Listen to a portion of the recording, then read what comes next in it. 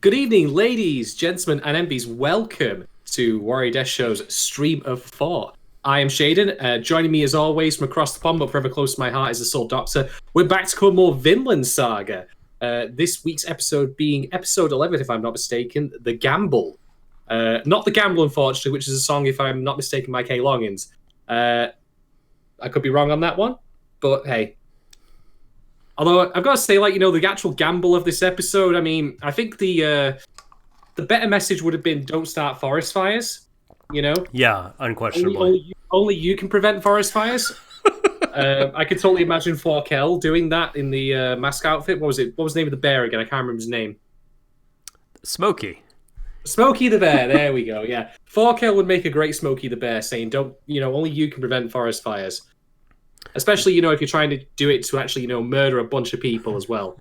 Do you think, Bjorn just did a full-on, slow-motion dive onto a bed of mushrooms? And it's like, no! Keep the flame back from my babies. Well, here's the thing, right? In this episode, many different people what's that smell? It smells weird. And so... you've got Forkel that's burning. Someone else saying, "No, I don't smell it. If it smells like piss or whatever." Someone says it smells like beer, and then in the distance they just hear this great cry of pain, and all the birds that haven't already left due to the smoke just fly away, and then dogs start barking, and it's Bjorn's battle cry over his mushrooms being destroyed. He's very, very upset about it.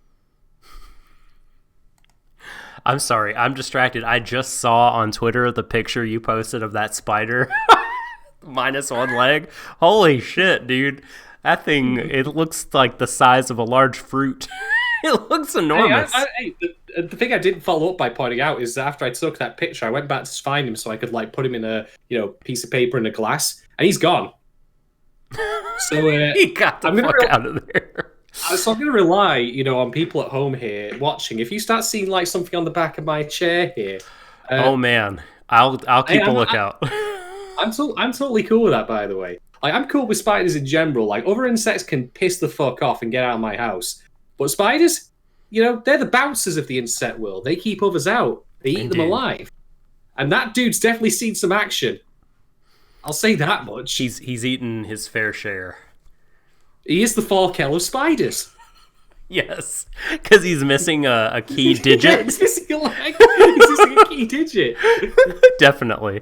You think he just intimidates and just laughs and has an awful grin on his face, and other insects he does the most amazing faces, including, I've got to say, by the way, this episode gives us more great Forkel faces, including his own version of you've surely seen the Gene Wilder Willy Wonka and the Chocolate Factory. Oh, yes. Do you remember the amazing pose that gets turned into a GIF where he's just there it's tell me more? Oh my god. Yeah. That's Forkel in one of these scenes when he's arguing with Ragnar on the coat ride. It's just incredible. As well as I'm gonna have to try and replicate this while I'm here because I've got a smushy face, and when you've got a smushy face, you've got to try and imitate. That's the Forkel face right there. That's the Forkel face right there. It was so good. Anyway, we'll get to the episode in a moment. But yes, we're going to be talking about The Gambler. We do have polls from the previous episode, as well as a bit of background on the episode directors and such to be covered now. So, Doc, have you got those handy? I do. The polls from last week for episode 10, Ragnaroku. Ragnaroku. This episode is not just, a word pronounced in Japanese. It's kake. And for those who have seen the incredible Gamble Girl high school show Kakegurui, will see the common root. It's about gambling ladies, and so kake clearly means gamble. So hence you have gamble being the episode title. So, etymology and such aside, the polls from last week, the Ragnarok episode. Poll number 1. In your opinion, what is the closest approximation of Thorkel's expression at learning of Prince Canute's being present? So we have a tie. We have a tie between Dick Dastardly and Olive Garden breadsticks. They have tied. No. We could combine these into one answer, which is Dick Dastardly eating Olive Garden. Yes, that's incredible. I feel like that's the one. Yeah, that would. Things that have never happened or been combined before in the world of pop culture or pop fiction, and fan synthesis. But we're breaking new ground here at Warui Deshou, folks. Exactly. We're doing some crazy shit. We're nothing if not pioneers who do everything completely originally.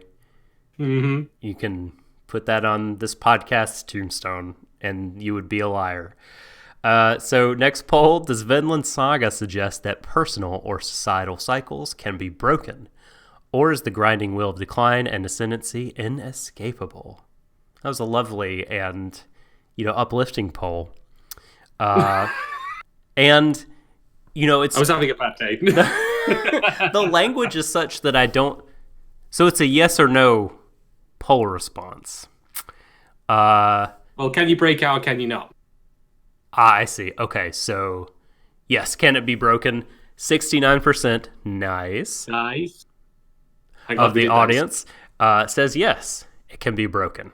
And then we have the remaining 31% of our audience, pessimists, who I have a lot of sympathy with, believe that in sort of historical determinism, they're Nietzscheans, I guess. They're all about the eternal return of the same.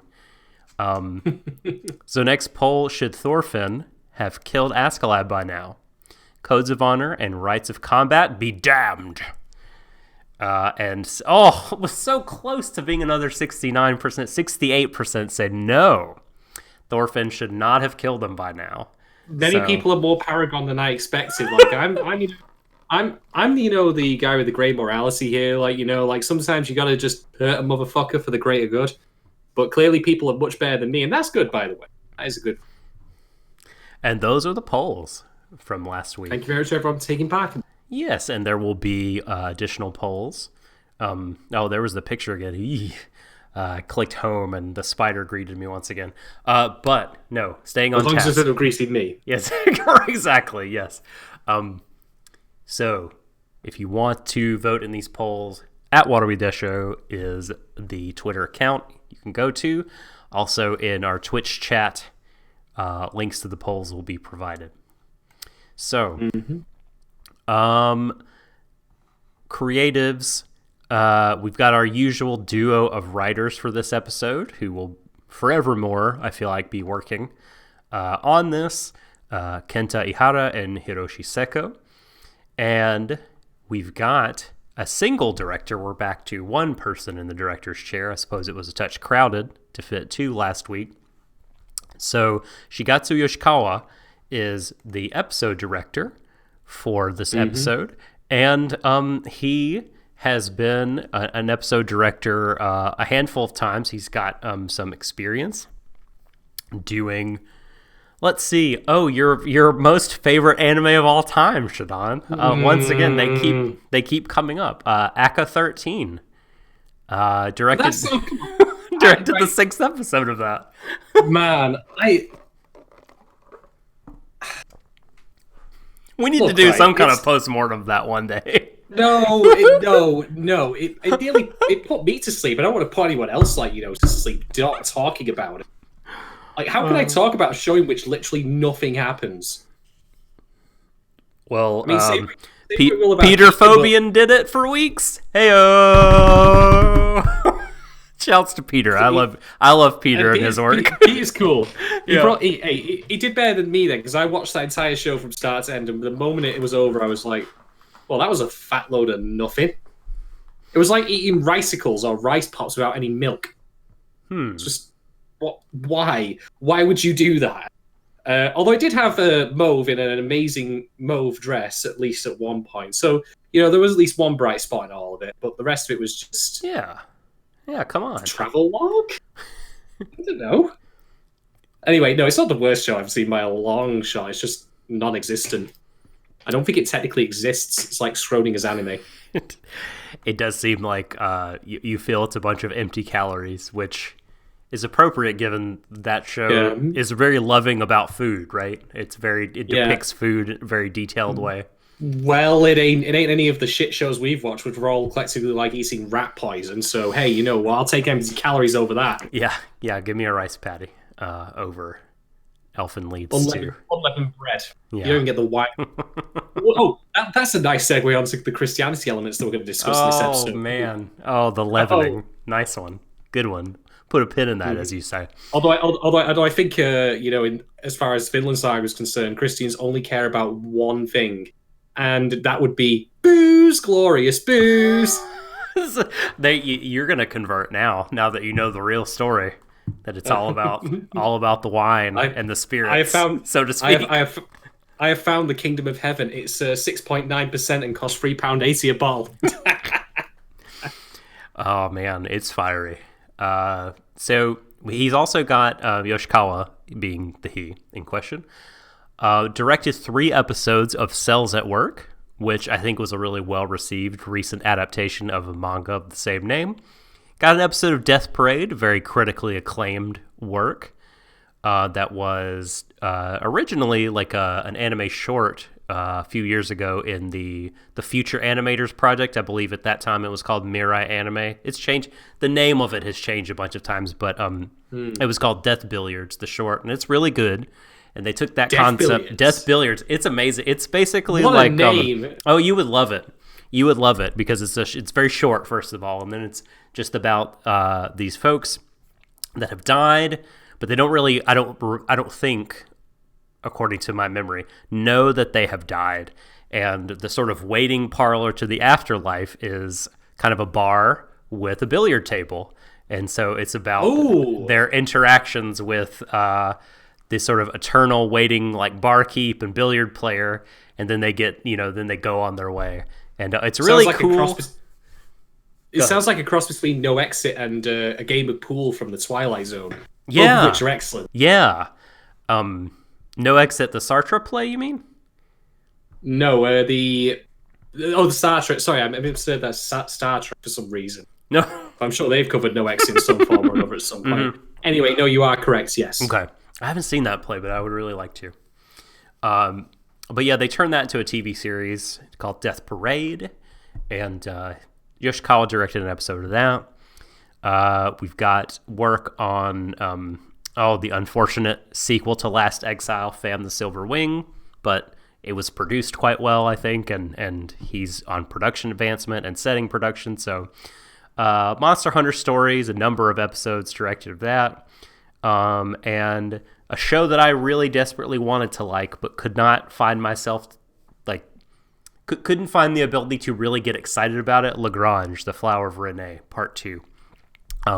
That's a show that starts promising. It starts with one robot suplexing another, and you're like, yes, I'm in. What more do you need? What more do you want? But it does not maintain, for me anyway, the excitement established early on. But that's Yoshikawa. When you get a show which starts with a robot being suplexed, you might argue they went in a bit too hard and set expectations too high. Yeah. Like, how do you follow that up? Sure. If you're not Trigger, then you're going to have a hard time doing that. You're peaking early. To be quite honest. Mm-hmm. You're peaking early. It's true.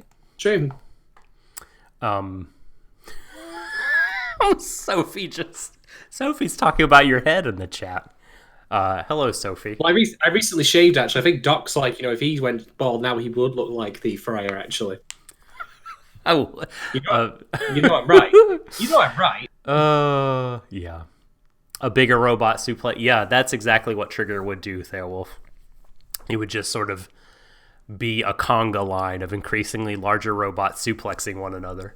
One of them gets suplexed into a black hole because why not? Yes, exactly. I'm pretty sure this is on the cutting room floor of a Gurren Lagann episode. But we should dally no more, and we should get to a gamble, Vinland Saga episode 11. All right, then. Well, I'll take it away by talking about the plot, then. So, last time on Vinland Saga, Prince Canute, he didn't give a hoot. He did not pollute. Sorry, had to get it out of the way. But unfortunately, he has indeed been captured by Thorkel.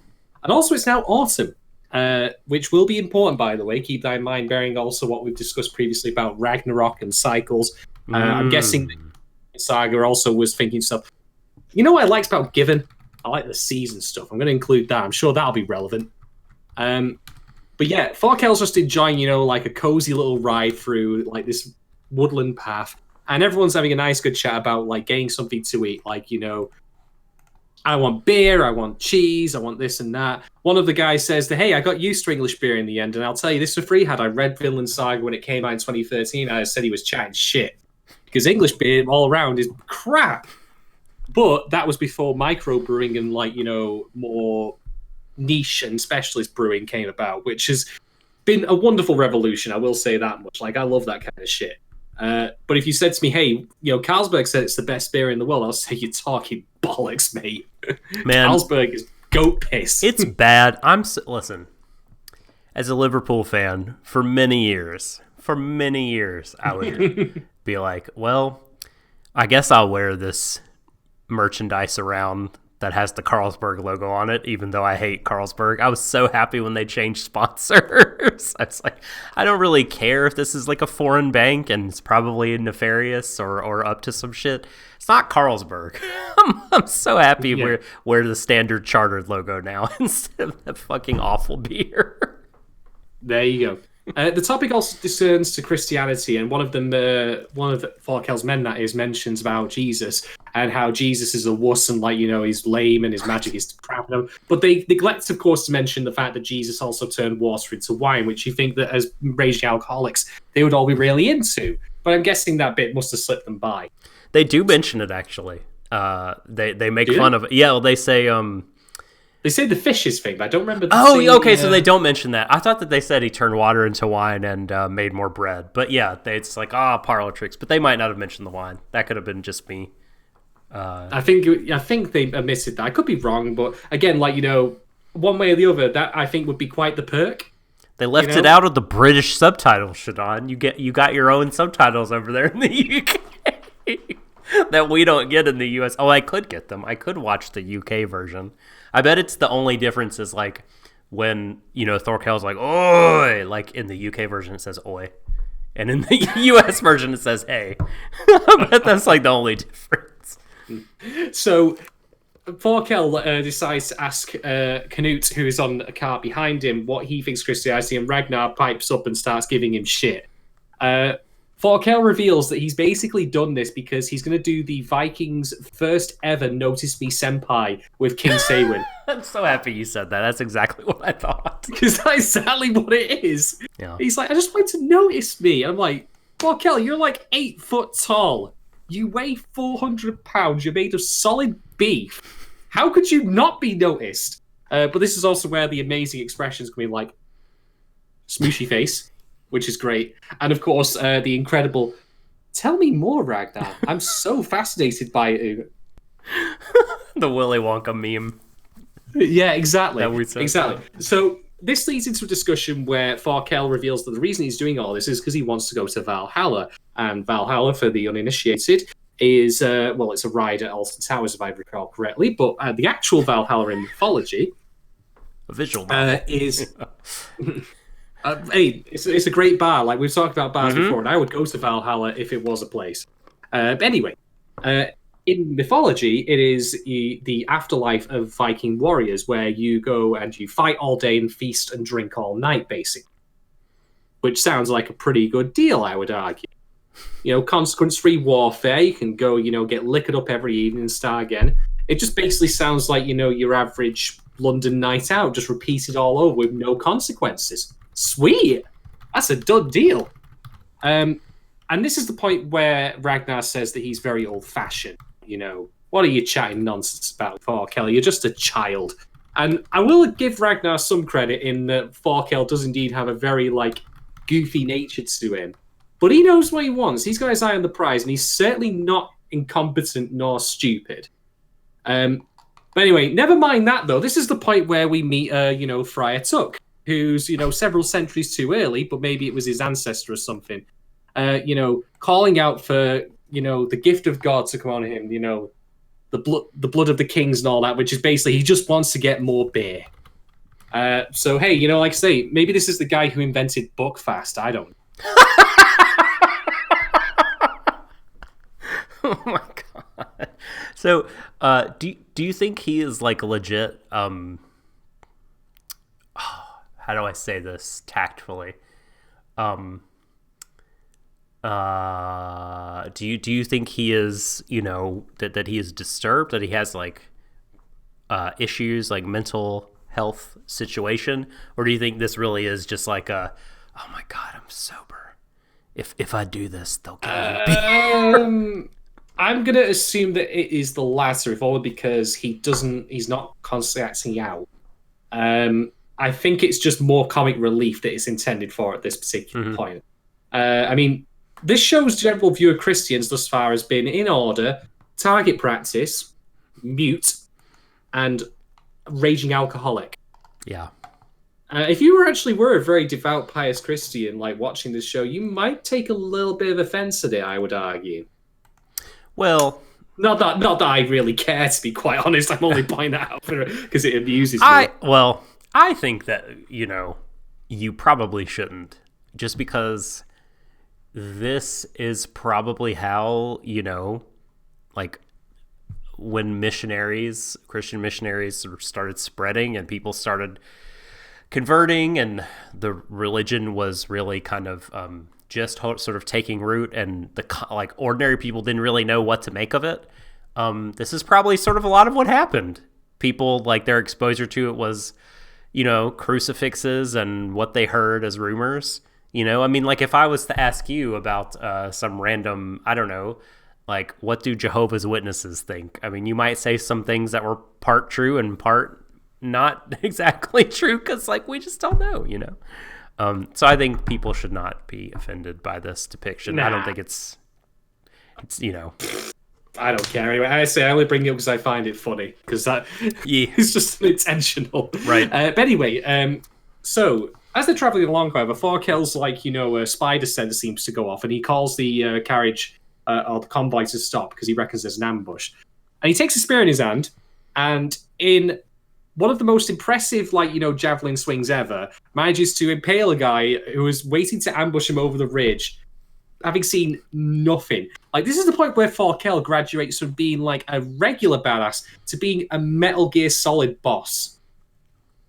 Like, seriously, holy shit. It was some long-distance loving right there. I know, I just wish that there'd been a scene afterwards of someone holding up signs like 9.7. Yes, exactly.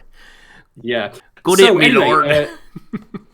So this is the king's forces again. Like, he says there's 2,000 strong waiting on this hill to ambush them, and he wants Forkel to release Canute, Ragnar, and his entourage immediately. And Forkel's like, "Cool story, bro. I'll do that." Yeah. Here, you can have him. Because yeah, go on. Here you go. Have him.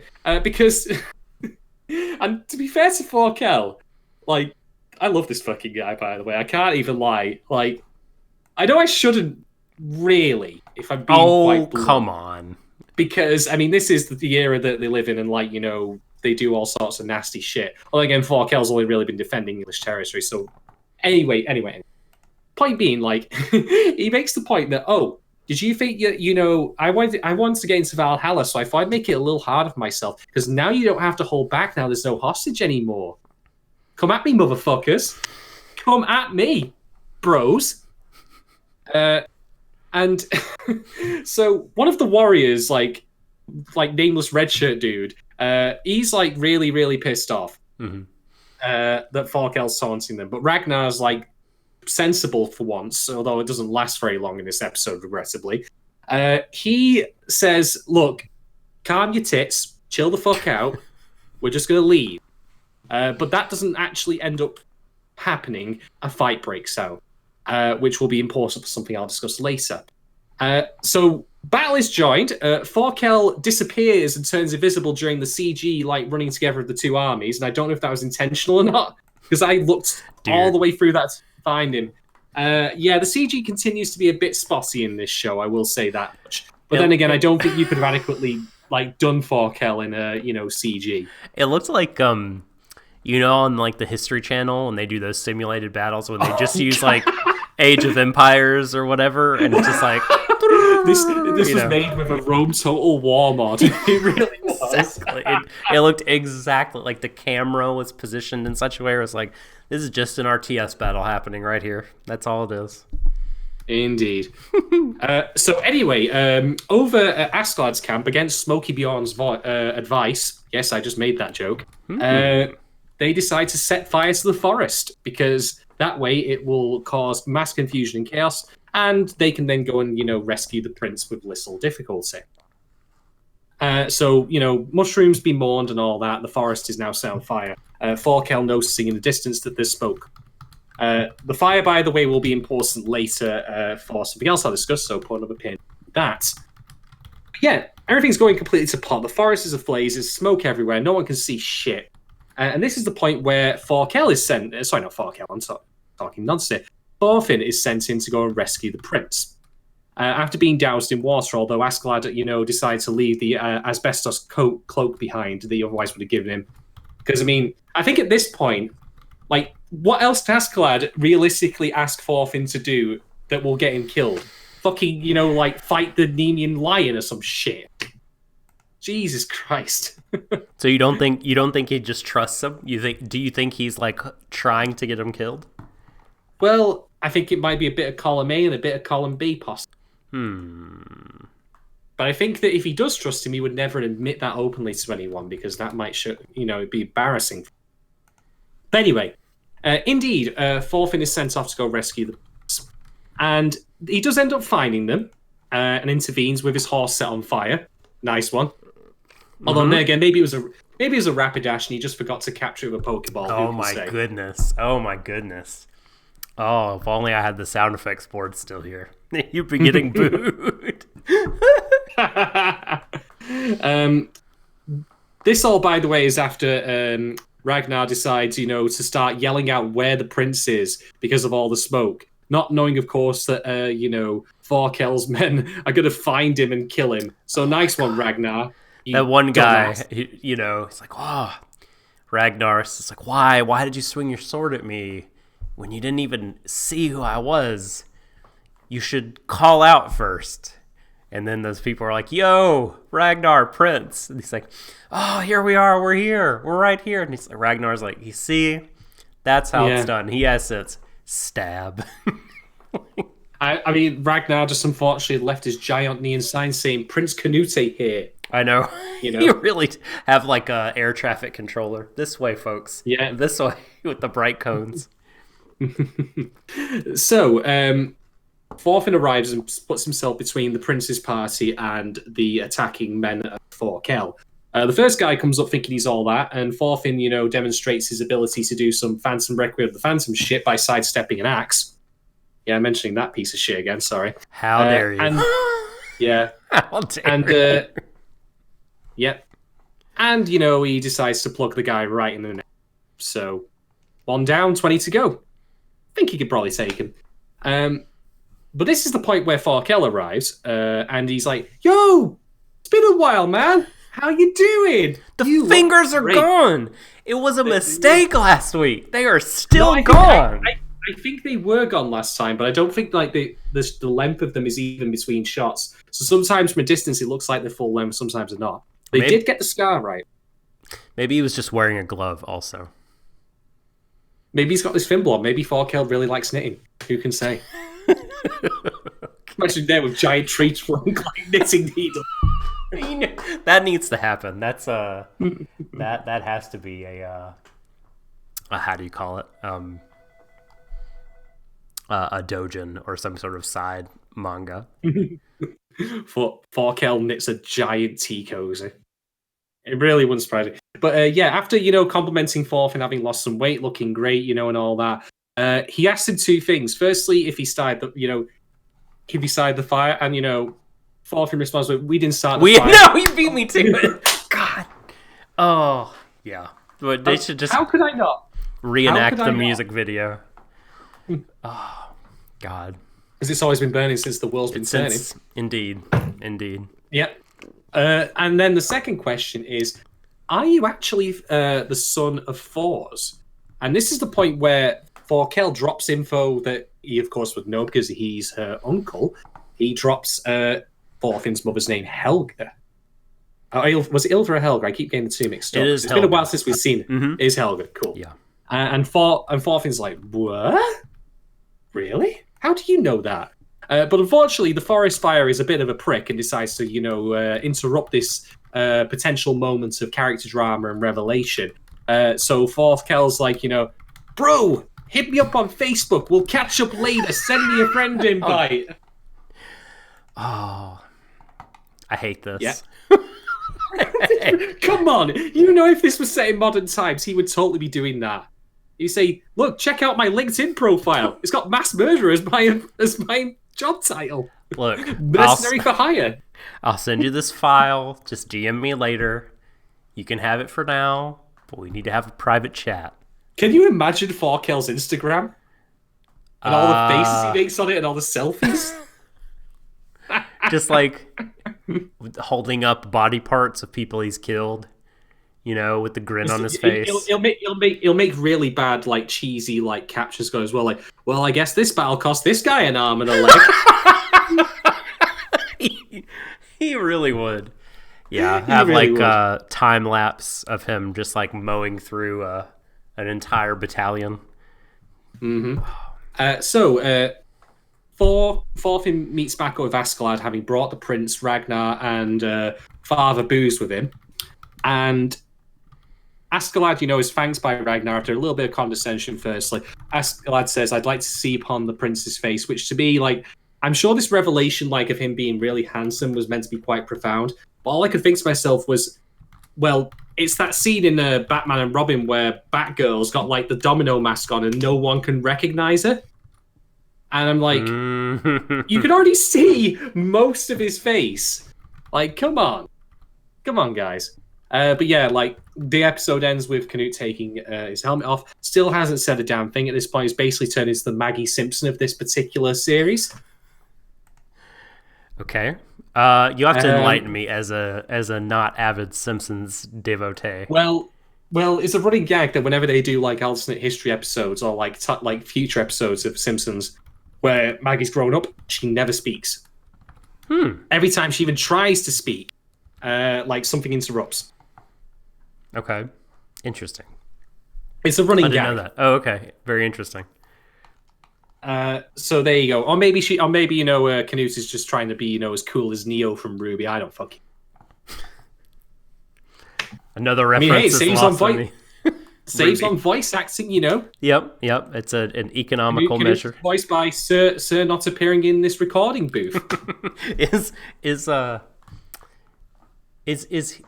he or she related to that one lady from episode 8 who befriended Thorfinn, who was highborn despite being a servant? They look they look the same. I feel like they must be related.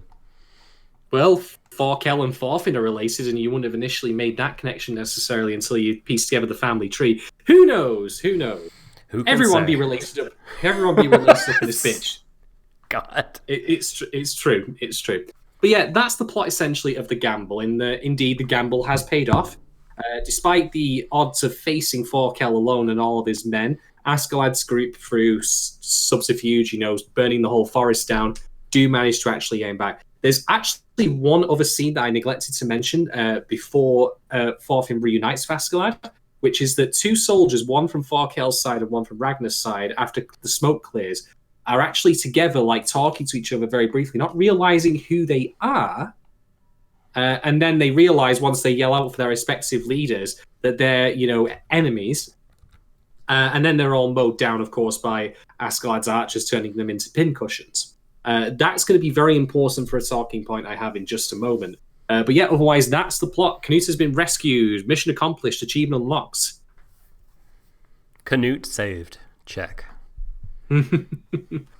Well, you know how escort quests go. They're always a bit shit, to be honest. They are always bad. I mean, Thorfinn made the sensible move to wait for the fire to burn out, before trying to lead him through that.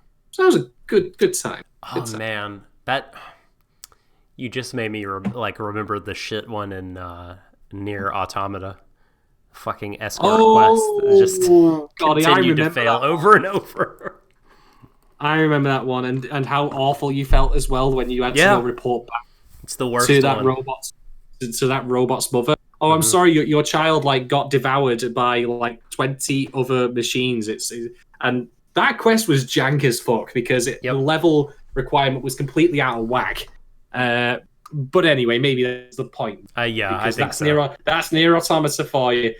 Whenever something horrible happens, there's Yoko Taro's just there tapping you on your shoulder, and he's like, "The world is cruel sometimes.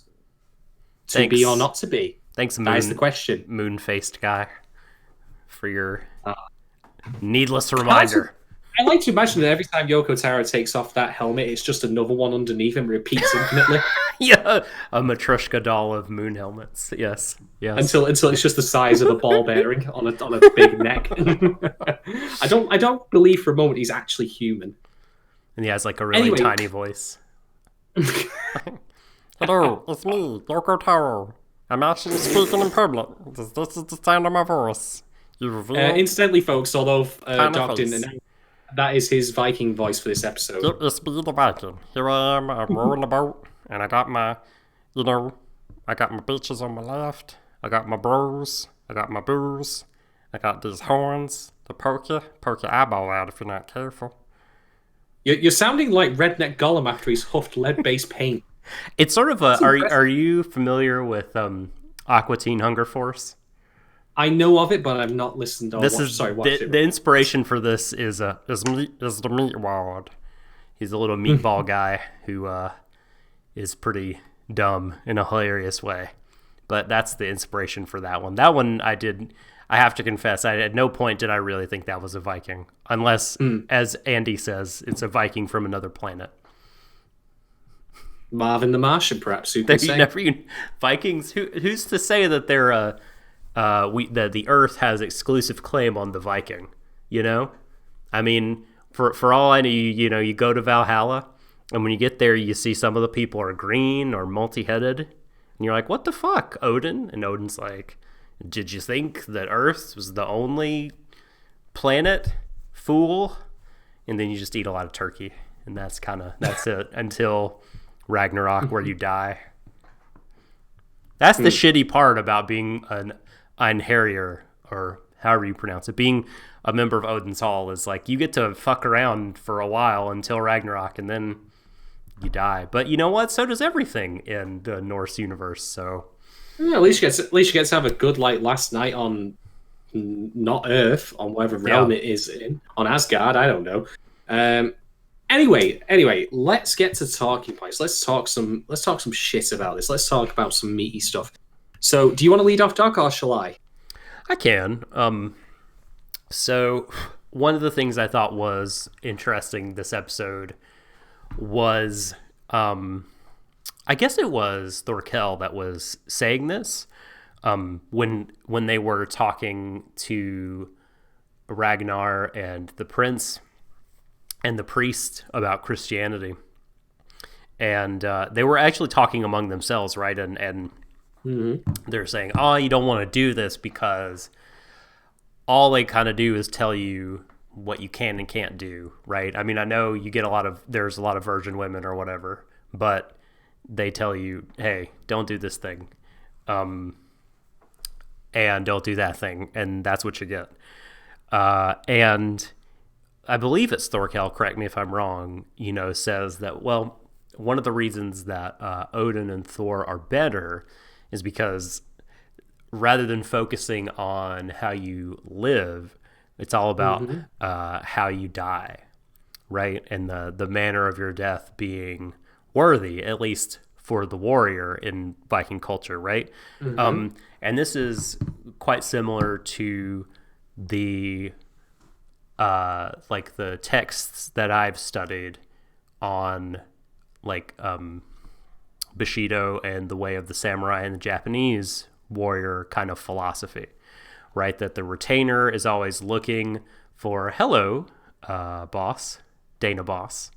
That the retainer of Samurai Lord is always preparing for death and always looking where for like a worthy battlefield. Now, there are differences clearly, like when and this is generalizing a lot, right? And I'm looking at an anime, and I'm looking at a couple of like books that I've read, like I can never remember if it's Hakagure or Hagakure, but one of the two, right? Is the book I've read about warrior philosophy in Japan. But the Vikings, they think about worthy deaths, but as depicted in popular culture, they're very rowdy, boisterous. They are, heavy drinkers, and they fuck around a lot, and whereas the retainer of samurai would be much more reserved, and there's a lot more self-discipline involved and such. So there are differences, but like I feel like this commonality might be something that's really appealing to adherents of this old kind of warrior way or that philosophy. In some ways, just because it is so they put so much emphasis on kind of manner in which you die more so than conduct. Now, to be sure, like the conduct of a samurai retainer is very important. There's a lot of, sort of Confucian kind of like, hey,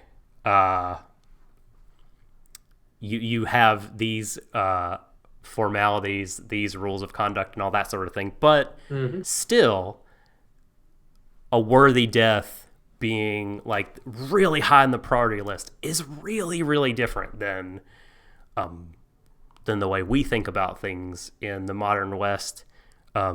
Sort of whether or not we're Christian, right? We still have that intellectual heritage that we kind of come from, and death is, gosh.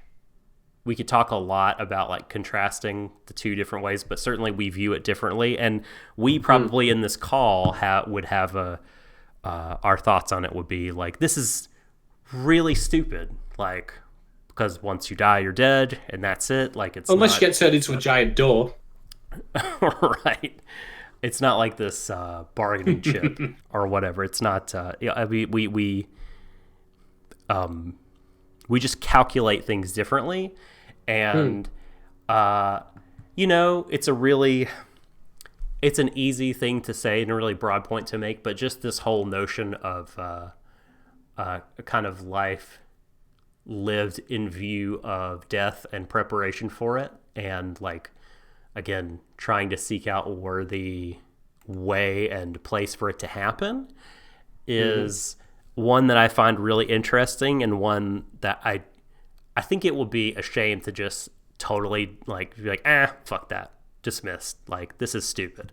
Because I think it's a lot more interesting and kind of fascinating to me anyway. Yeah. Something I'll note in addition to what you just said there about Farkel's desire to get to Valhalla is, you might recall in the previous episode, Twilight, I think he was in, where there was a discussion about the age of war coming to an end because Britain has lost. Like, the king is in exile in what is at the time, or will become, France.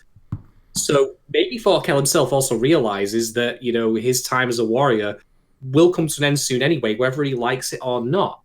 Because getting into Valhalla, as I understand in Viking mythology and Norse mythology, is predicated on a glorious death in combat specifically. Yes.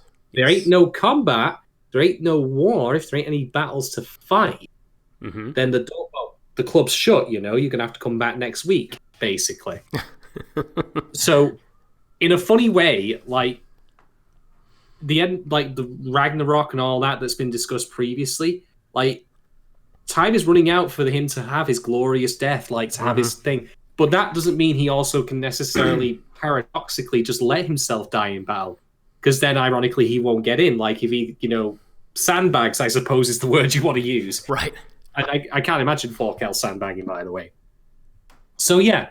For me, like, the manner in which one dies and leads, if that makes them having lived a good life or not, as a comparison to actual life itself, I don't think you can ever really untangle them. I don't think it's possible to like simply have lived a regular life and then suddenly have that bam moment, unless you're a stuntman, I suppose. But not everyone's a stuntman. Whoops, I fucked that stunt up, but hey, it was great. It looked fantastic on the reels after.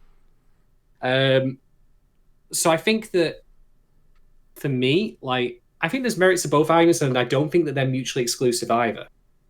But I think that Ragnar, and we'll discuss this later when we get to one of our Patreon questions, I think that for all his idiocy on the, micro level of handling the troops in the burning forest, like, hey, we're over here, come find us.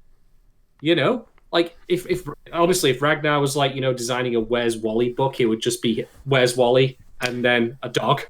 It's that's it. The Relina Peacecraft. Oh, I'm right over here, so come and kill me. Right over here, so come and kill him. Yeah, exactly. Or take him hostage and kill me. Yeah. He won't protest. He doesn't talk. Yeah, exactly. No, he would. He's just he's a statue. Do you have any last words, Canute? Well, no. We can't do this without you talking, Canute. Come on. Give your last words. Blink some Morse code to us. Once for tell my wife and kids I love them, twice for take me now, you pricks. Anyway. No, yeah, that is very fascinating. And like, I think Ragnar has his eyes on he seems to have a better handle of the future as it will be post-war, which is about like, living an actual life outside of conflicts and living it well. And doesn't mean he's an idiot. Doesn't mean he can't fight, because he does deflect that attack, just that comes out of the smoke. But I think that he is a man who has probably been born and raised to his station 20 or 30 years too early. He's too far ahead of the curve to actually be useful right now, as it turns out. That's at least the way I see it. Yeah, and I mean, I'm assuming that he is like, if he's not an adherent, he's at least playing the part of someone who is a Christian, right? As the caretaker of Canute, who seems to be devout. And Ragnar, it seems to like really care about Canute getting to practice Canute's religion. So like, and like they were saying, Christianity is not really about finding a good place to die. It's about, living a certain way, and helping other people and honoring God and that sort of thing. I mean, it is about looking to the future. It is about like looking to the afterlife, but like it's, the way you die sort of doesn't really matter in terms of whether you get into the club. It's all about how you live. Unless you're a Father Jack on the back of that, carriage, in which case it very much does matter how you die. From liver cirrhosis. Oh, yay! That's true. Yeah. Oh, shit. Also, something to note, Ragnarok, he, says that, fashion is the herald of the end times. Is a bit on blah, blah, blah. You get the point. All right. Okay, so I'm going to move on to my talking point now. Let's talk about those two, red shirts who get, skewered by all those Aros Mascalides men. And you might think, why on earth am I even bothering talking about them? They're just, as I say, two red shirts. They're extras, basically, Surprised they even got lines. However, there's a point to all of this, I think, that ties in with Vinland Saga's overall idea of the stupidity and pointlessness of war, and in particular, how arbitrary it is. Because in the confusion sown by all of the forest fire, once these two men, who are on opposite sides, find each other and just try to collect their senses, the dividing line, the hostility between them, the understanding that of friend and foe, disappears. They instead recognize for a brief second the greater threat of not burning to death in a forest. And so it made me realize that this is the moment where the show is saying again, all of this war that's happening is completely arbitrary, completely for no good fucking reason, and it's making men that would otherwise look out for each other and possibly even give a shit about each other murder the fuck out of each other. I mean, we've already seen Farkel, like, work with the English against his own country. Like, the lines that people draw of their allegiances, don't forget about Thorfinn and Askeladd in particular, are completely arbitrary depending on their own desires and not sort of any grand plan or grand scheme other than, their own selfish needs. And that moment was a microcosm of that, of how it affected even the little people who don't even get names and die in moments because they get, shot down by Askeladd's troops. So I thought that was a really, really nice small moment there, just to help reinforce and continue the theme of the show that's been presented as far as, Edward Starr, basically.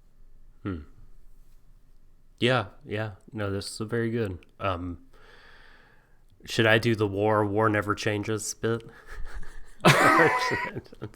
I've just done it, so. I was going to say, to be fair, the way the place looks, it really did look like it was out of Fallout 76. What, just totally aflame? On fire? The key thing that made me realize it wasn't was there were actual people in it. I'm not wrong. Sorry, taking a shot at Bethesda games is one of my great pleasures. It's so easy, though. It really is easy these days.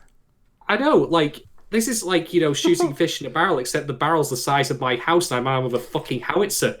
They're just fish stacked, like, out of the water, just in a huge pile. You couldn't miss them. Yeah, it really is in this way. I can go on to my next talking point if you'd like. Faux show. Okay. Most of mine are brief, and this one is as well. So I found really interesting, and I believe it was Blinkaji in our Discord who was wondering about what we thought of Canute and Ragnar. And, toward the end of the episode, Ragnar seeing Thorfinn, like, he's here to rescue the prince. But why does His Highness never get to choose? And I found that incredibly interesting. I found it very, very fascinating. And there's just things you could read into, I guess. Like, I'm so curious about their relationship, right? I mean, are we going to get what I feel like is really low-hanging fruit where Ragnar's fucking him or whatever? I'm like, oh, the pedophilic Christian people, ho ho ho! Like, that's some easy fucking dunking to happen. I hope that that's not the case. Please no. Then it would, and then we'd see, the king with his own daughter. Again, if this is going to dip into the dark fantasy tropes, well, I hope. Do I have to do the double one now? Yeah, that? That's one for you and for me. Dual wield. God. Yeah. I hope this is not the case, but it is some kind of that he feels deep affection for him as a caretaker, as maybe more of a father or parent than the king has been. The king clearly feels like, yo, son, you're weak and you suck. I hate you and I'm going to not have anything to do with you, really. And I hope that you die on some stray battlefield. I feel like the king just doesn't give a shit. Ragnar clearly does. And has, I think, been... I can't speculate on that, whether or not Canute was into Christianity or whether or not Ragnar helped facilitate that.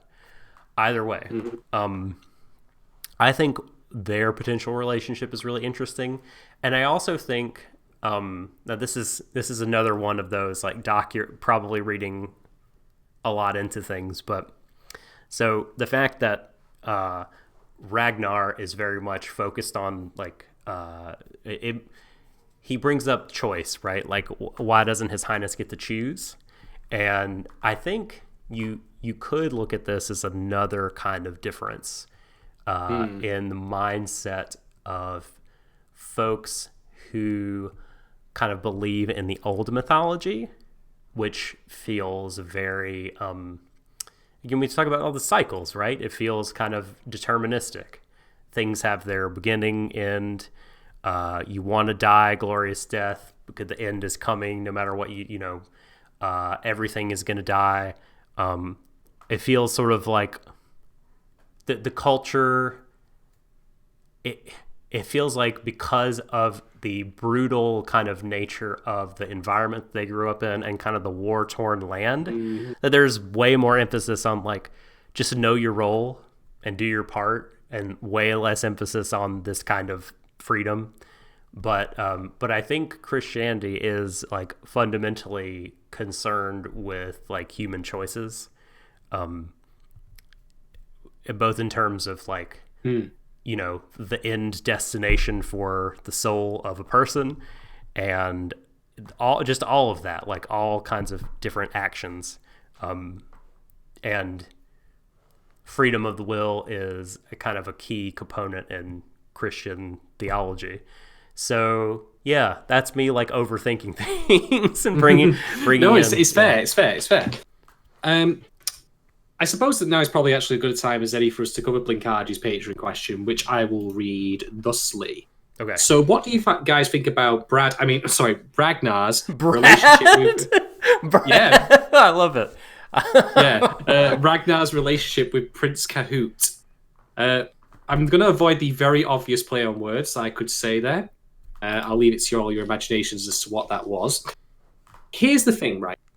Ragnar, as I've said before, seems to have a finger on the pulse that, times they are a-changing, as Bob Dylan once sung, and that war will inevitably, come to an end. Foolish notions of Valhalla and all that, and trying to fight glorious death like Thorkell's, like calling him a child, saying he's old-fashioned, that'll all eventually fade away. History, unfortunately, will prove him very, very, very, very, very, very, very wrong. But obviously he doesn't know that. But here's the thing, though, right? I think that what Ragnar is trying to do with Canute is that he is trying to prepare him to be a ruler for a post-war world, or a post-war Denmark, or Norway, or wherever it was. Which is, again, Christianity, the religion of penance, chastity, compassion and charity and all that. And I think that might be why he's trying to shape him up to be that kind of leader that they will need going forward, as opposed to one who's just simply being, war hungry for the sake of it. You also did say something very interesting about how the Canute has no choice. Like, why can't he choose? And got to go with this person and then go with that person. Got to go as father sends him. Yeah. And I think that there may potentially be an interesting idea here, because you remember what I said way back when about Thorfinn and Thors, and how this is referenced in this episode because Thorkell makes the comment that Thorfinn is strong like his father, and it's no surprise because of that, even though we all know intellectually that makes little difference beyond, the fact that he knows genetics play part, because obviously, he's not like, got web feet or anything like that, as far as I know. But Thorfinn's like skill and talent is something he learned on his own because the situation demanded it. And yet the shadow of his father, both as his legacy and the potential person he might become again as a warrior, rather than the person he wants to be, an explorer, hangs over him. How does this tie into Canute? Well, think of it. He was born into royalty. He cannot choose, because how can one choose when they are born with expectations so high already placed on top of them? How do you?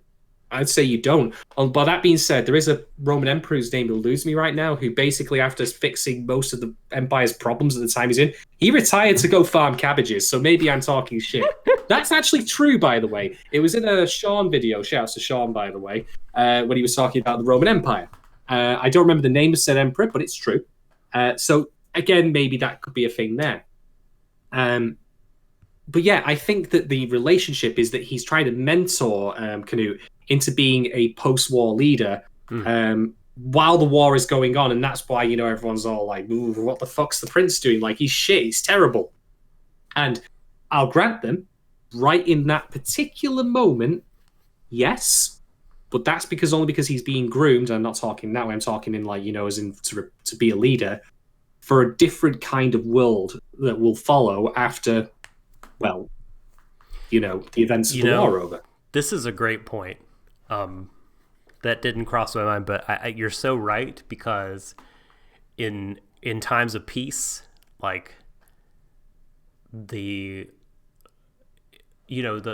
common culture, could really bring people together, and if Christianity begins to spread over the nation, right, and all the fucking Viking Odin people die off because they kill each other, and then Christianity really takes hold of, England, Norway, other places, and you have a sort of high priest figure, someone who has favor with God, other people that don't are going to be fucked, Yeah, I mean, after all, Rome became a kinder and gentler place when one of the Christian emperors, first Christian emperor, came around. Constantine, yeah, because up until that point, they decided that Christians were how do I put this politely? Torches, human torches. Buffalo steaks to be fed to lions. Right. Yes. Yeah. Yeah.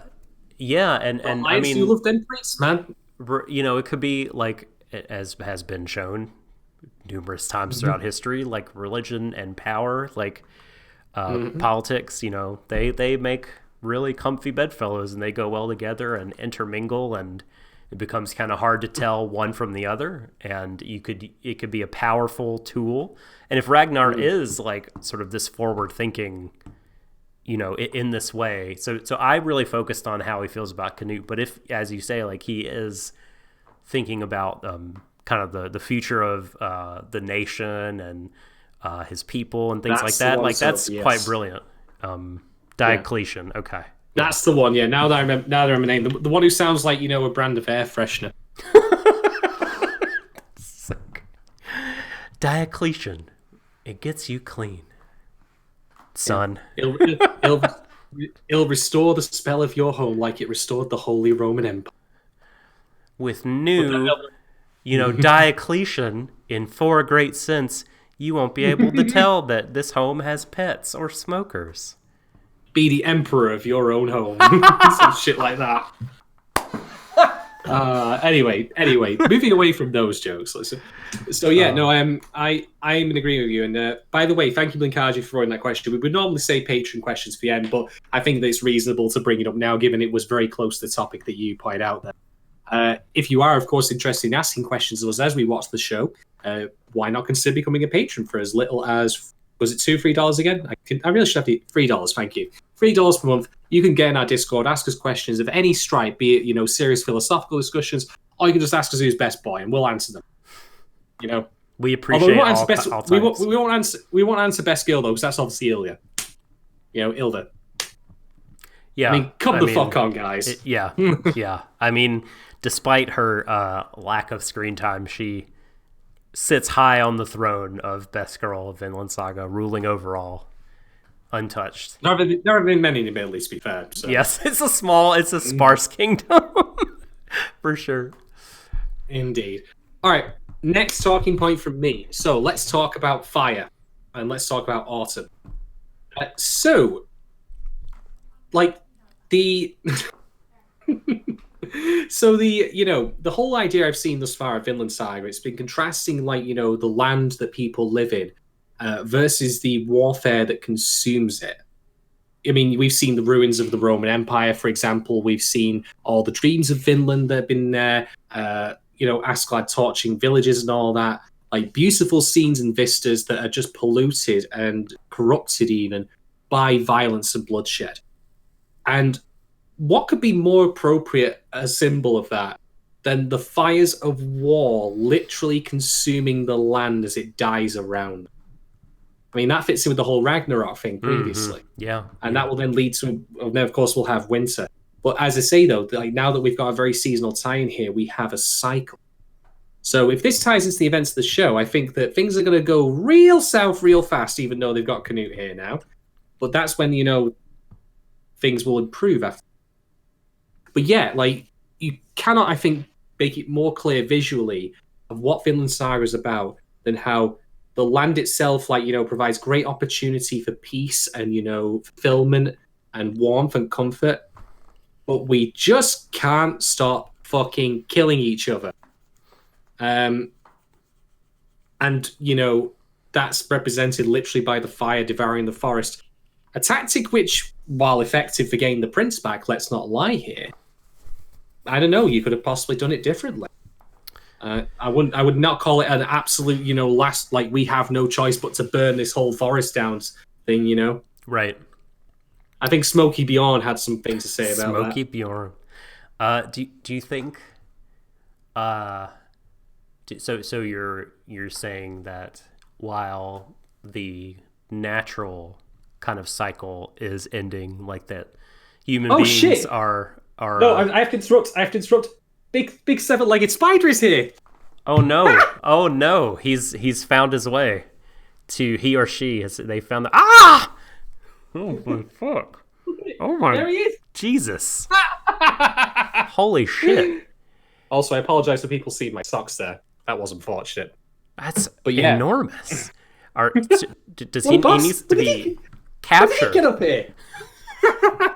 He's That's like, incredible. "Oi, I was blushing. I heard someone talking about me."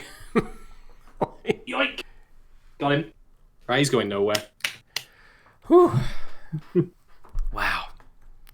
Well, I Andy, can't believe that you fucking turned up on stream after I said it. Jesus Christ. That's incredible. You might have been late, Andy, but I recently posted on Twitter a picture of a giant seven-legged spider freak that appeared in my home. And I joked earlier on the stream that this spider was going to return. Yeah, the Thorkel of spiders. And was going to appear on my shoulder. And he just literally wandered right the fuck in like he's a house cat. That's incredible. But yeah, I have him trapped under a pint glass now anyway, so he's going nowhere. I will make sure he's taken outside. I'm not going to kill him. Because spiders are cool. Yeah.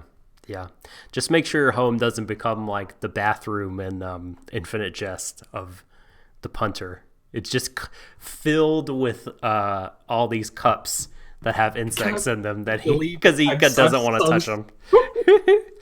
I literally cannot believe that little fucker just walked right in. I'm just like, honestly, like, that's literally like, he's got the spirit of a cat inside him. I mean, I'll call him Forkel, like this Forkel. Worth keeping around. Oh, what a lad. Anyway, let's carry on. Yeah. What? So I was saying. So you're positing that you have the natural cycle that is ending, as reflected by autumn, but that we are kind of speeding things up, our own destruction, breathe the fire, and that's yeah. No, so I'm with you. I'm behind this. Too right. Right. That's not much to really oversay. Again, I think it's very apparent from. I will also add, by the way, that apparently people quote unquote, I don't know these specific individuals. I've read that apparently some people have opinions on Vinland Saga, the manga, that it betrays them, quote unquote, by eventually moving away from being about awesome Viking warfare to what is going to be a farmland story. I mean, I kind of guessed that was coming. Here's the thing, right? I've never read Vinland Saga. The only things that I know about it are the episodes I have watched. So I have to ask this, like, how the fuck do you miss the incredibly obvious messages the show puts out, like slavery bad, do we have free will versus determinism, the land itself versus the consuming nature of warfare? All this shit is here. But then again, maybe that speaks to the problem I said previously about how you got to be careful about making things a bit too awesome. I mean, we all really enjoyed Askeladd, doing like that off-road boating and all that. But maybe that was too good and too effective, and therefore it caused people to miss the point. It still doesn't help in the anime when it's out of order, by the way, because as I say, it would serve better as an introduction to get people hooked, but then tear that down as opposed to, dude, bro, Askeladd's totally going off the rails. I mean... Oh, Forkel's losing his shit. He's trying to get out from the pint glass. Sorry, Thorkel. If he, you better be careful though. I mean, his namesake was quite strong, so he could fuck that glass up. You never know. He's really losing his shit. Oh my god. So I guess, I mean, there have been some cool moments in the combat, but like, just like the Berserk 1997 anime, I feel like. I thought you were saying 2016 because the CG is almost as stiff. I'm not gonna lie. Oh no! But it's not all CG though, which is fair. And can I just point something out? When Thorkel's like murdering his way through, like, you know, all the various soldiers, he decapitates one particular guy whose head comes to life, but the guy has absolutely no expression. Just imagine, like, if you photoshopped my head now and started having it spin through the air. But what if you didn't see it coming though? Honestly, like, it was just like his reaction was, "Oh God, why? I had things to do tonight. No, I had to go get my girlfriend a birthday card and some flowers, and now my head's been cut off. This is so rude. Don't approve of this whatsoever." Like, I mean, what the fuck? You've stained my new boots. So I feel, but like Berserk 97, right? When we reviewed that on our podcast, which you can find on SoundCloud, Apple Pods, wherever you get your podcasts, Google Play, except Spotify. We're not on Spotify. Griffith did everything wrong. He did a lot. He did many things wrong. But so, like, in that show, like, I think we were like, the combat's cool, but it's not really because of the combat itself. It's because the characters are so fascinating, and it's just like a vehicle to show them off and have them have interactions with each other. And like, I kind of feel this way about Vinland Saga. Like, I mean, it's fun, but like the combat, but I haven't just, it's not like it's this incredible sort of Redline-esque, you know, whoa, just looking at it is amazing. You know, it's like, and maybe it's different in the manga when you see all the awesome detailed pictures and the stills of you know, the death and dismemberment, and you grow to kind of want that over time. But I'd be fine with it transitioning away from this as long as we continue to have this intense focus on the players in the story, you know, because I think they're chiefly what's interesting here. And I would love to see some of the big wartime you know, figures. Like, I hope some of these people that want to careen toward their own death survive, and we have to see them cope in a world of peace. You know what I mean? Yeah, I'm in agreement. What Thorkel is going to fucking do with the rest of his days, I have no idea, because I can't imagine him doing anything after like a lifetime of warfare. I mean, what's he going to do? Like, you know, be a lumberjack? Well, technically he already is, I suppose, because he was cleaving trees in half anyway. I urge you to watch DD Hokuto no Ken, and you can have ample fodder for. Are you familiar with DD Hokuto no Ken? Oh. I know of it. Okay. Carry on. Yep. So it is Thorkel the Spider is rowdy. Yeah. So Thorkel the Spider is right here. Da-na-na. Look at this! Look at this bastard! Absolute unit, as you say. Got it. God. What a legend. All right, pop you down here for the moment, lad. There we go.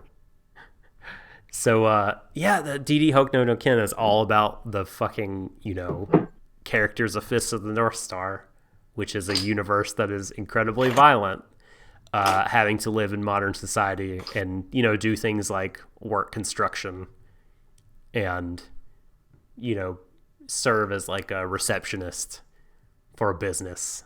It's endless hours. Wait, did you say receptionist in Hokuto no Ken? DD Hokuto no Ken. Yeah, all the characters have to survive in modern society. The trick is, in that show, a nuclear apocalypse never happened, but all the characters in the anime are basically living in the modern world with their exact same personalities, and they have to cope. So they have to just live in this, and it's really funny. It's incredibly fun. So, you know, Rao works construction. It's really good. It's really worth seeing. So they could do that. Kenshiro's a receptionist, like. Yeah. Askeladd could be, he could have his own little farm. Shock jock. Like, Shock jock radio. This is Askeladd 99.8 FM. With my buddy Bjorn spinning the shrooms and the wax. Like, put on another club hit so that we can all do shrooms together. Big Bear. That's, I don't share their complaint. I bet I'm not a long-time reader of the manga. I would love to have Mark at Vermilion Air 3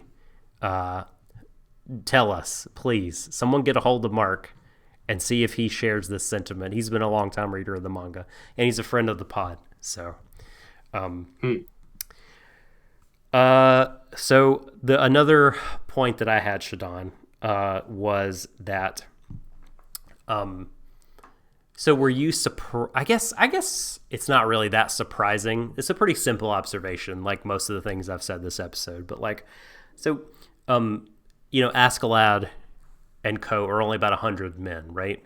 And they did not join up with the 400 of Ragnar's so that they could be on even numbers with Thorkel's men, 500 versus 500, because the victory would mean nothing. And this definitely, we haven't really seen in this show a group, at least we haven't followed closely, in my opinion, a group that is loyal to the king. You know what I mean? So you could have a group that's yes, I don't care if we get the glory or we get noticed. The important thing is to have King Sweyn have his son back, or King Sweyn's land increase, or the Norman kingdom expand. But Ragnar's one of those loyal people, but he also did admittedly say that I think the king was probably talking a bit on his ass for his plans. Right. I mean, King Sweyn was basically we're going to go fight and get more land because we can. Even though he himself looks like he's spent one too many times getting the Krispy Kreme 12 pack to himself. Speaking as a guy himself who's a bit on the chunky side, I can make those jokes, so fuck it. Oh, no one home? I guess I have to eat all these donuts by my lonesome. I the king. So, no, but I just think,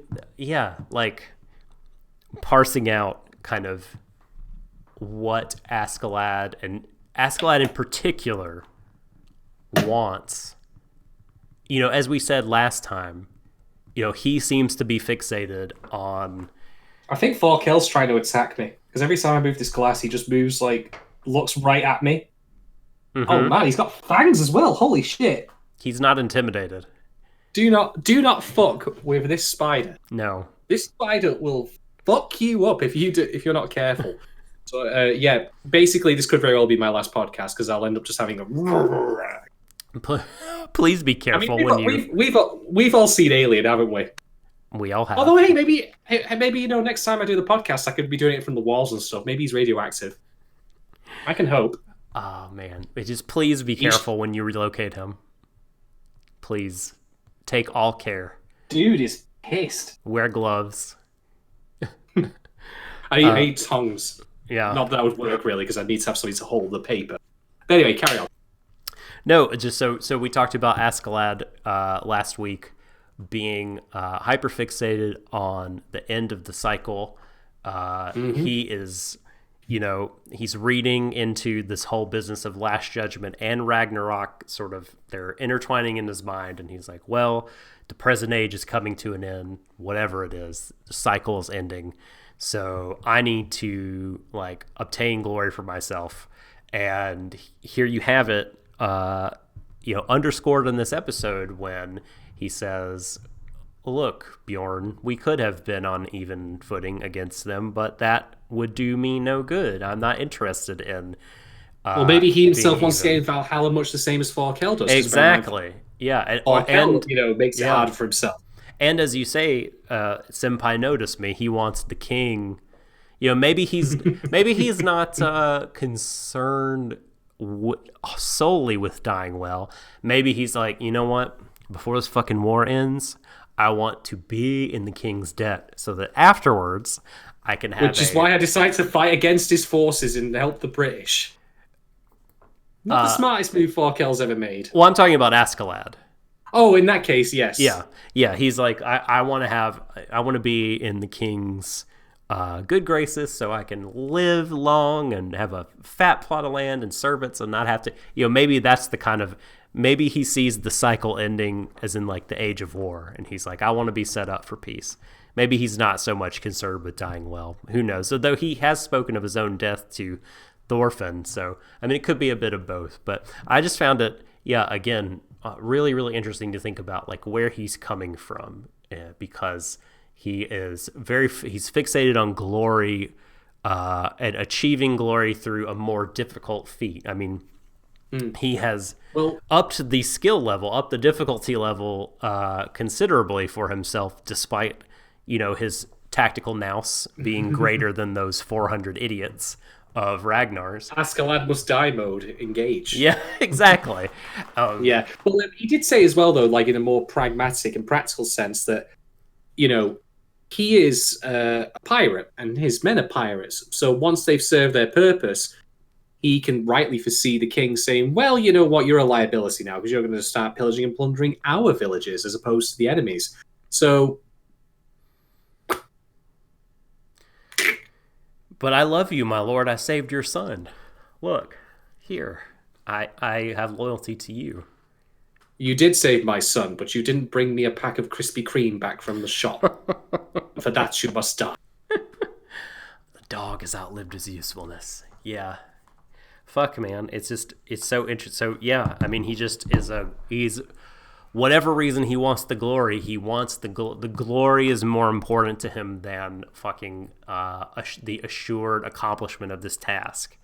Because, I mean, like Bjorn said, like, he's really trusting in Thorfinn a lot. I mean, Thorfinn's still just like a kid. He's 17, 16, something like that. And he's like, well, you go get the prince back. There's no grand plan. There's nothing besides, I mean, they set the fire, but that's it. Thorfinn still has to run in there and fight a bunch of people that are, double his age and size. That is a lot of trust. And so this is where I think like maybe originally Askeladd wanted Thorfinn to die and didn't care. But as the years have gone on and he sought to rely on him more and more, and maybe even subconsciously, now he's like, much like Guts served Griffith, he became an integral part of Griffith's plan, such that when Guts left, Griffith had snapped and well and truly fucked himself over by fucking someone else. So I think Thorfinn, too many Thors. Thorfinn, I think has begun to, if not already, like play the same role, be as important to Askeladd. He really does trust him now, whether or not he wants to say that. Bjorn knows it. Bjorn has sniffed it out. And if Thorfinn were to leave, I mean, think about just in the show how many missions have been accomplished because of Thorfinn. Like Askeladd's, core would be significantly... He's literally saved Askeladd's life. Yep. Like, never mind Askeladd talking about when he's going to die. If Thorfinn hadn't been there, and assuming events had played out the same, he would be dead. That's factually true. Yeah. And to answer Both's question directly, and I know we're on a delay, so maybe she feels I've already answered it, but I think the percentage split may have been a certain way at the beginning. Like it might have been want him to die 80, trust him 10 or 20. And now I think it's reversed. I think he is reliant on him in a very deep way now. And I think he would be distressed if he died. I think he would be well and truly fucked because he has begun to build plans around him and his skill So I believe he trusts him, and that's why he keeps dangling the carrot in front of him to keep him around. Yeah, I'd agree. I mean, if nothing else, like, if you want to be cold about it, he has, as you say, been very effective.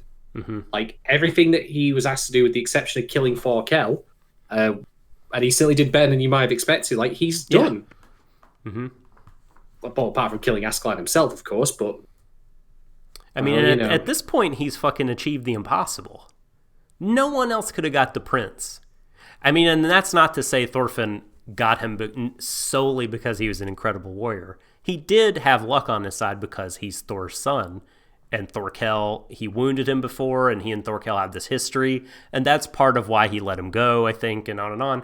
But still, he was the only one that could have done it. No one else in the whole army could have done that. I mean, Bjorn, if he'd had enough mushrooms, could have probably just walked straight through that fight. Well, I'm sorry, I forgot about that. Picked Canute up, thrown him over his shoulders, and just started running back, rugby tackling people out of the way like, full American football linebacker. Oh, that's fair. I forgot about this. You're correct. Loki the Bjorn. Okay. Well, what is your talking point now? Your final one? No, I'm done. Actually, that's all I have to say. Okay.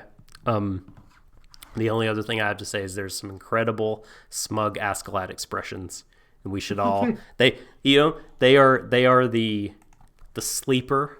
The sleeper pick, the hidden gem in this episode. Most people are going to solely key in on those Thorkel expressions, and those I've got to say, I almost made a horrific mistake.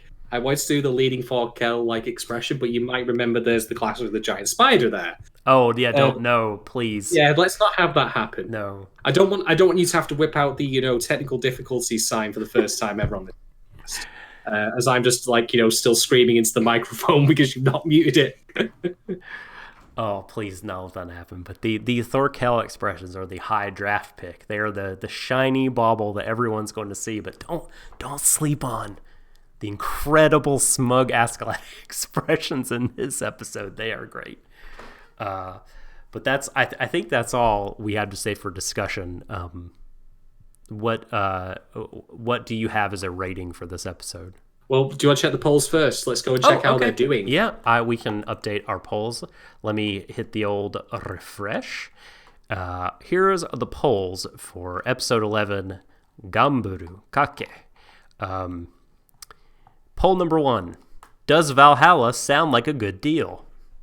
Shadon said this earlier. I made it a poll. 100% of our audience says no thanks, Odin. What? None of them say sign me up. free booze and bad. But you have to die also.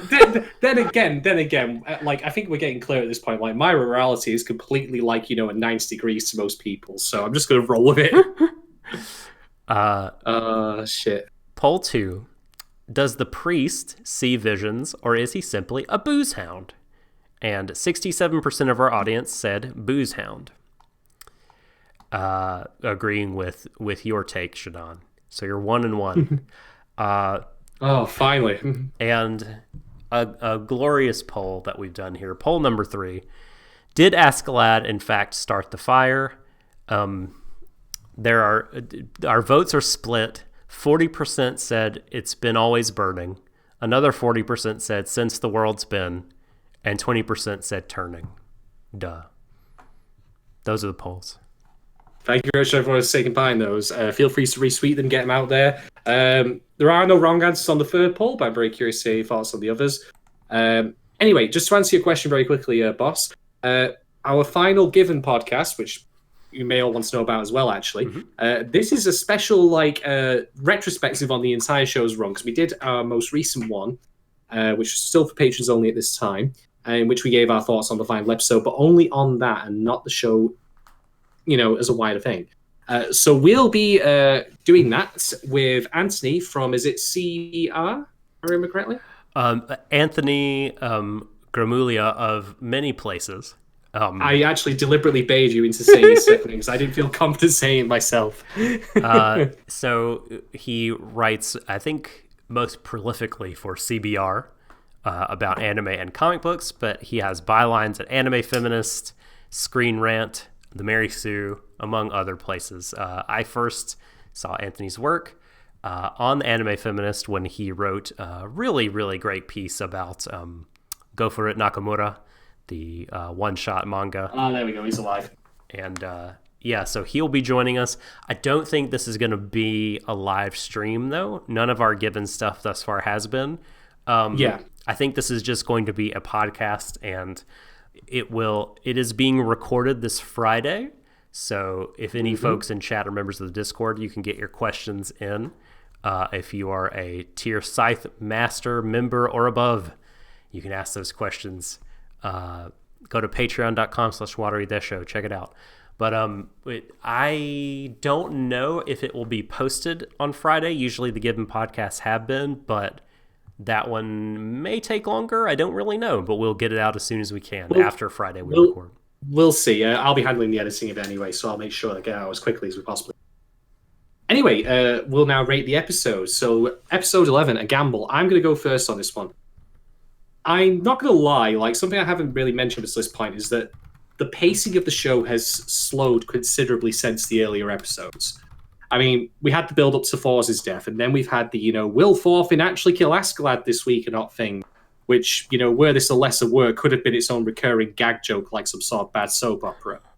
But the previous episode, as fun as it was, I felt was lacking in some of the more thematic elements of the earlier ones.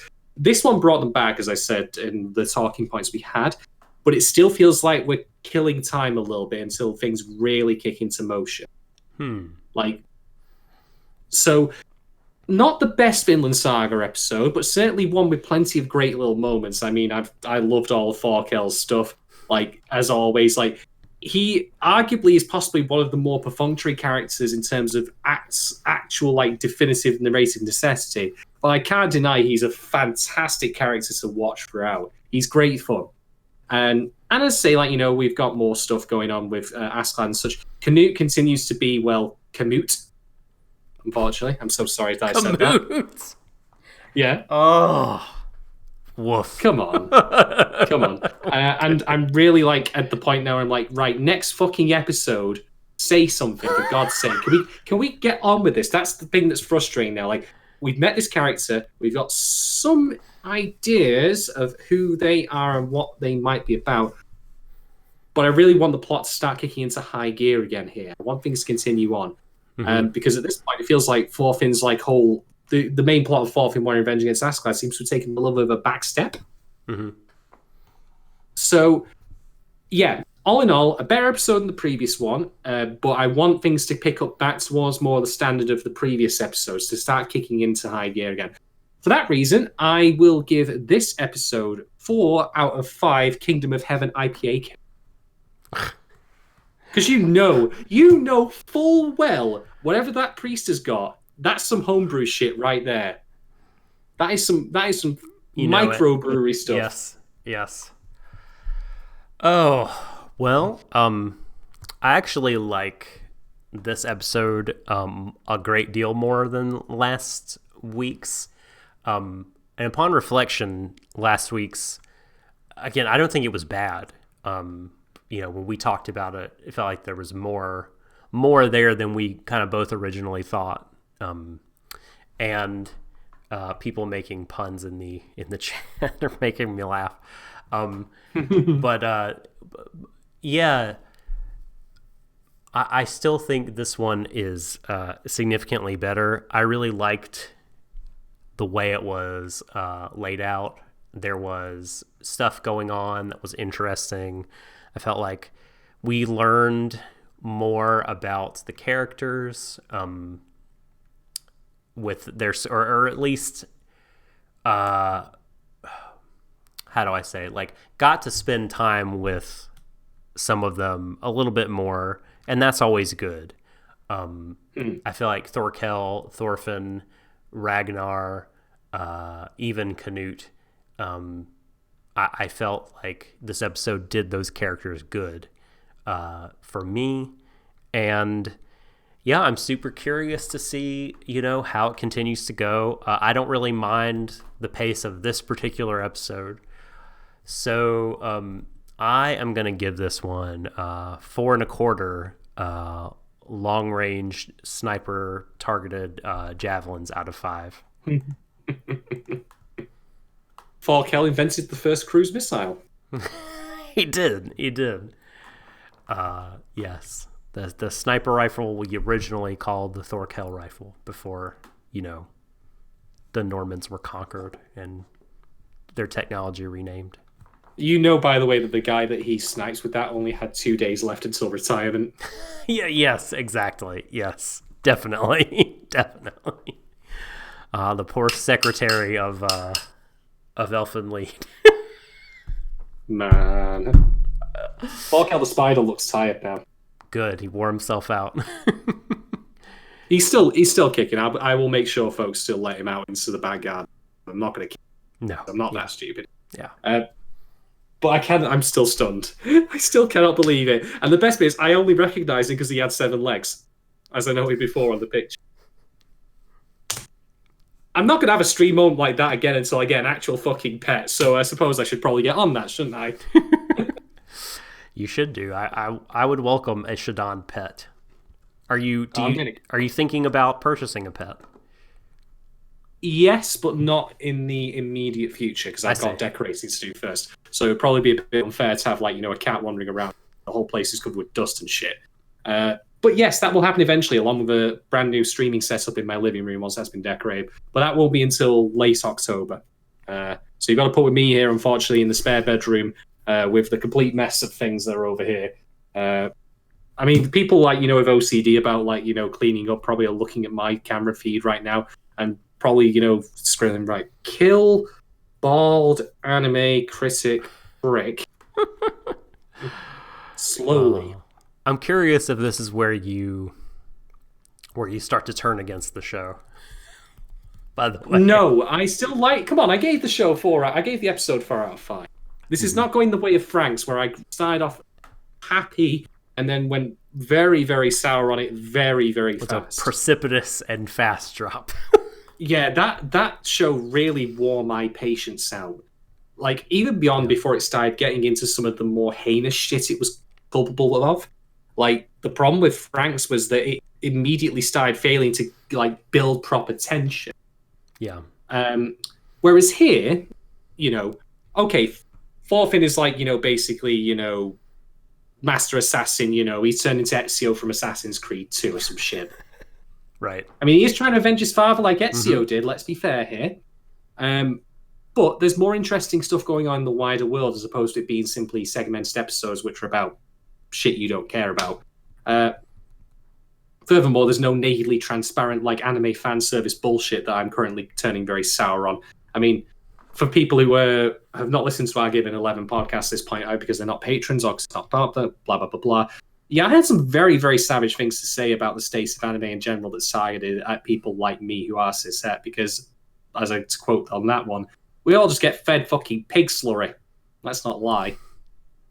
Really is that kind of shit. But yeah, no, this show is still great. It's not without its flaws, mind you, at this arguably almost halfway point. And I think some of the adaptational choices are a bit wonky. I think some of the technical elements are a bit wonky. But on the whole, when it's hit really hard. It's punching up with the best of them. And that's what I think is more my problem is I wish it was like that all the way through.